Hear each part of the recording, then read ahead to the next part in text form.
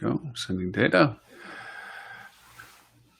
And we are online on Twitter, online on Facebook, online on LinkedIn, and YouTube is still coming up online. Hello, everyone, and welcome. I shouldn't say really welcome. It's not a show as so much as it is a chance to talk to you about our show this week.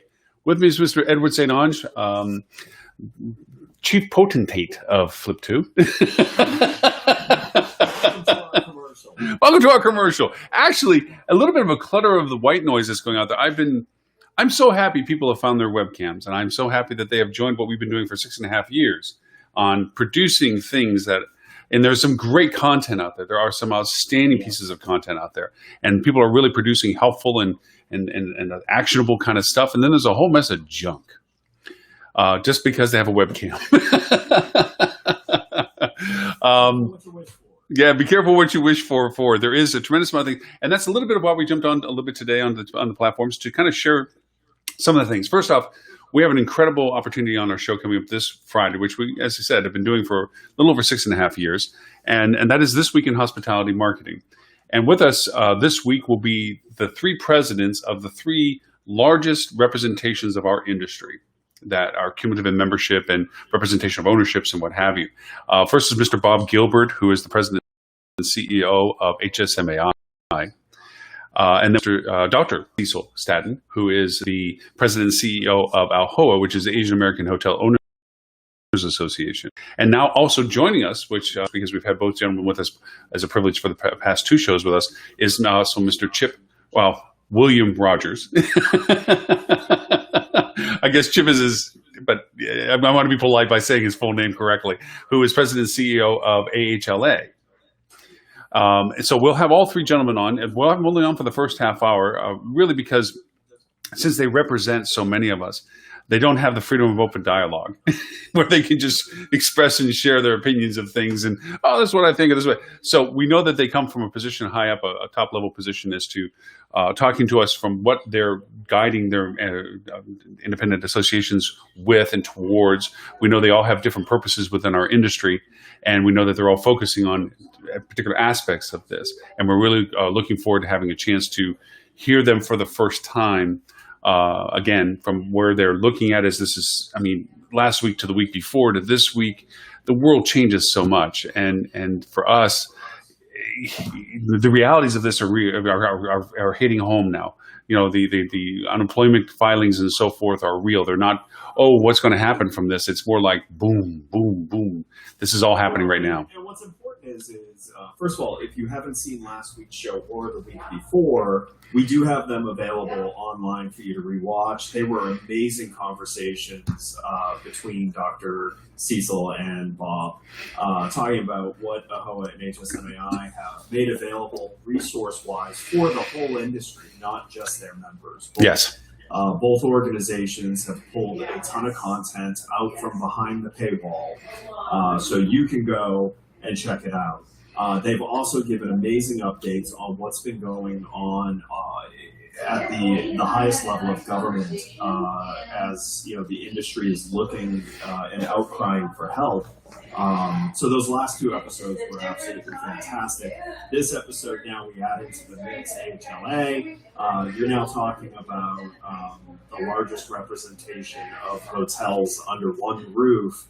Talking about all the different resources available to you, whether you're a hotel owner all the way down to an employee, what is available to you and what can you do in this time of just unprecedented situation that we're in.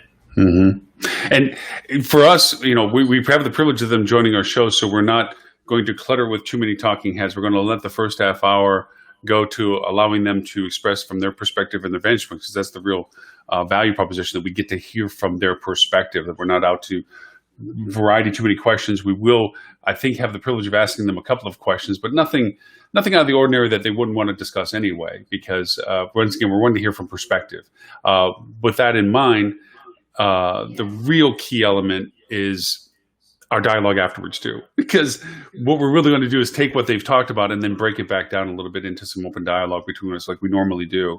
Also, we're accumulating all of the real core good resources that we know are legitimate, that are helpful, they're thoughtful, and as biased as it may sound, most of them come from our co-hosts. But there are other resources in addition to the representations of these associations as well. But there are other resources as well that aren't necessarily co-hosts of ours.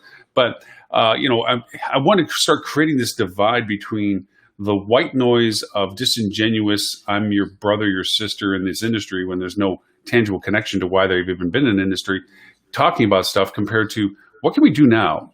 What should we plan for now? What should we be thinking about doing now? How can we prepare ourselves for, we know this is a cycle of things, and we want to make sure that we have the most accurate resources available, as we always do, about interpreting what is happening, both on what the gentlemen that we have as guests are talking about, in addition to also all the other media that is providing resources and value for us. So this show is going to be a really interesting, fun show to go through. And most importantly, as always, it will be completely rich with opinion. We will guarantee that, actually. We guarantee. Right.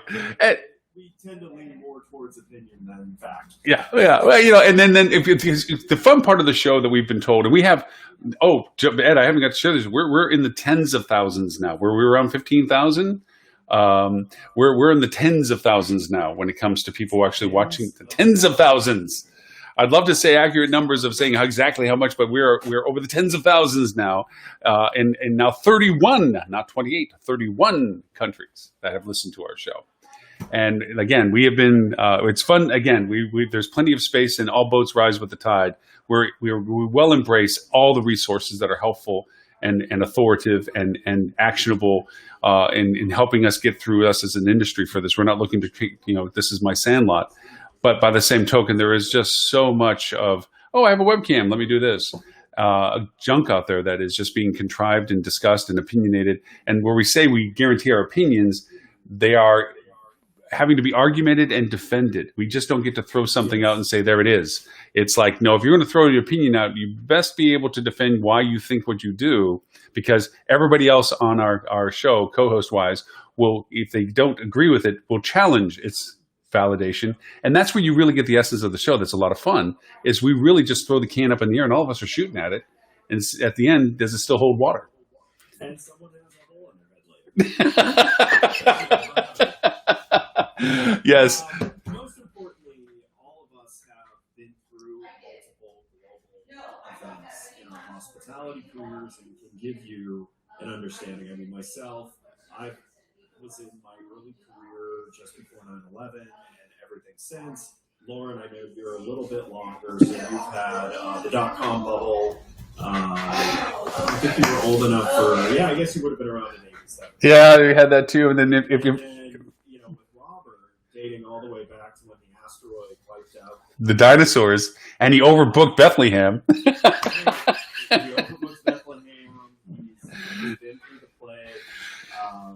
So between all of us, we've been in hospitality a ranging amount of time, but enough of time that we've been through major global events and have watched who's done well, who made missteps, and what did that cost them. And our goal here is to help any of you with all the different situations that you have, at least get a sense of what you can do to take a bit of control of your destiny in this time that it kind of feels like you may not have.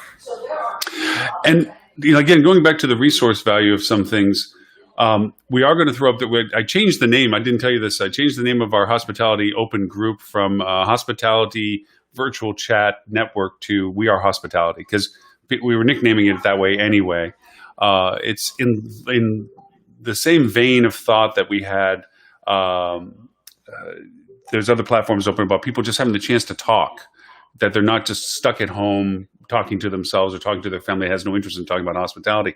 This is a unique opportunity for people to retool themselves or to sharpen the point of the pencil for themselves as well, and to keep up in pace and keep their mind challenged to what's going on, because the markets will return in different ways, and the people that are going to first be returning are those that are best skilled.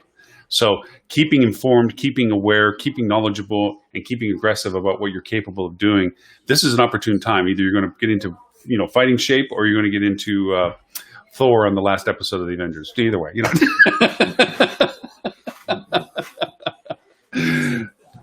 Lord,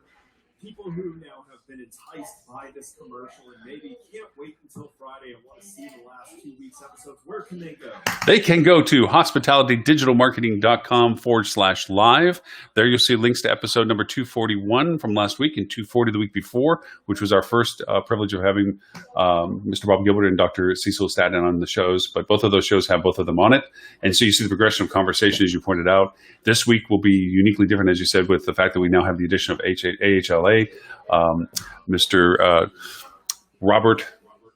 Mr. William Rogers, because I keep wanting to call him Chip, because Chip is the only name I've ever known him as. I had to look him up on LinkedIn and go, oh my gosh, it's not Chip. It's actually, So I have to go and say, can't call him Chip. Joining us, you now know that Lauren is horrible.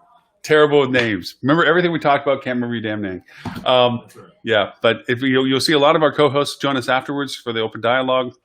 We'll have tons of resources, links, and so forth. We'll actually do a shared screen, which we don't normally do, to have all these links on. We'll show you podcasts like Stuart Butler's Field Travel Podcast.